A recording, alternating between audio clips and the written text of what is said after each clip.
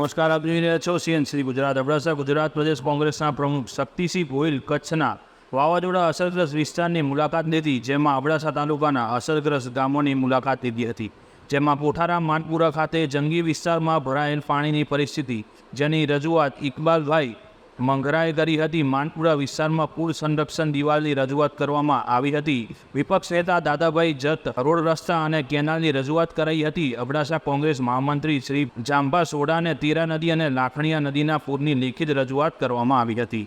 જે પુલના કામ અંગેની 2022માં સરકાર સીધા નૈતિક મંજૂરી આપે, પણ 2024માં પણ કામ ચાલુ કરવામાં આવ્યું ન હતું, જેના કારણે આ વિસ્તારના 22 ગામો સંપર્ક વિહોણા બન્યા હતા અને મુખ્ય તીરા અને નેત્રાને જોડતો રોડ છે. આ અંગે ગોહિલ સાહેબે ખાતરી આપતા જણાવેલ કે આ પુલોમાં કામ માટે રાજ્ય માર્ગ મકાન વિભાગને હું ભારપૂર્વક વ્યાજબી તાત્કાલિક આગળથી કાર્યવાહી કરી કામ કરીશ.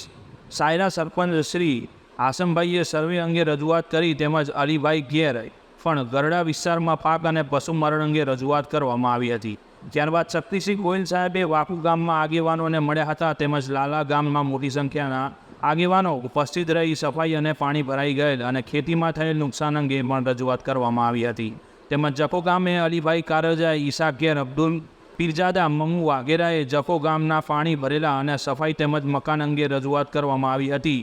આ કંપનીએ બનાવેલ મીઠાના આડબંધથી ગામમાં પાણી ભરાય છે, જે અંગે વિવિધ રજૂઆતો કરવામાં આવી હતી.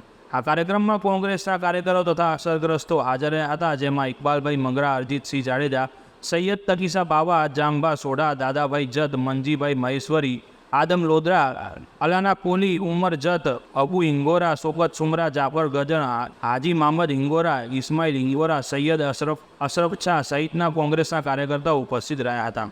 જેમાં જિલ્લા આગેવાનો કચ્છ જિલ્લા પ્રમુખ યજુર્વેદસિંહ જાડેજા, નીતેશભાઈ લાલણ, રામદેવસિંહ જાડેજા, હાજી જુવા રામાયા, વીકે ઉંબલ, અશરફજા સૈયદ, ભરત સોલંકી, ચેતન જોશી, મામદ જુંગત જત તેમજ અબડાસા લખપત તખરાણા તાલુકાના તમામ કાર્યકર્તાઓની સંખ્યા ઉપસ્થિત રહી. માંડવી તાલુકામાં માંડવી શહેર, ગ્રામીણ વિસ્તાર અને ખેડૂતો સાથે પણ અલગ મિટિંગ કરીને બધાને મળ્યો હતો. ખૂબ મોટા પાયે આપણા કચ્છમાં નુકસાન થયું છે. આજે હું અબડાસા વિસ્તારમાં છું. કોઠારા ખાતે અત્યારે અહીંયા છીએ. અબડાસા તાલુકો, લખપત તાલુકો અને કેટલાક નખત્રાણાના મિત્રોએ પણ પોતાના વિવિધ પ્રશ્નોની રજૂઆતો કરી છે. થોડીક સાવચેતી રાખી હોય તો લોકોને મુશ્કેલી ના પડે એવી સ્થિતિ છે.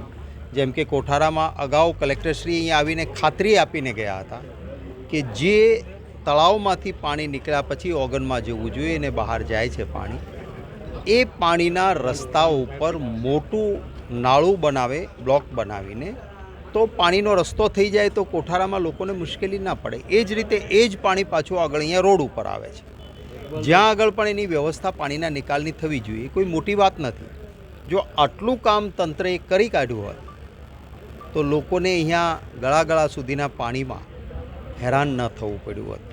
ખાસ કરીને ગરીબ વિસ્તારમાં ગરીબ લોકોને વધારે મુશ્કેલીઓ પડે છે. મને અબડાસા તાલુકાની એક એવી પણ રજૂઆત મળી છે કે જેમને નુકસાન ગયું છે, ઘર પડ્યું, એમાં કહે છે અહીંયા ગજિયા મૂકીને જે મકાનો બનાવે છે, જો સિમેન્ટથી બનાવેલું હોય પડે તો જ રાહત માટેનું ફોર્મ ભરાવાનું. સીધા ગજિયા મૂકીને કાચું મકાન બનાવેલું હોય ને પડે તો એને રાહત નહીં આપવાની. મને લાગે છે આવો કોઈ રિપોર્ટર રમેશભાઈ ભાનુશાલી, નલિયા, અબડાસા, કચ્છ.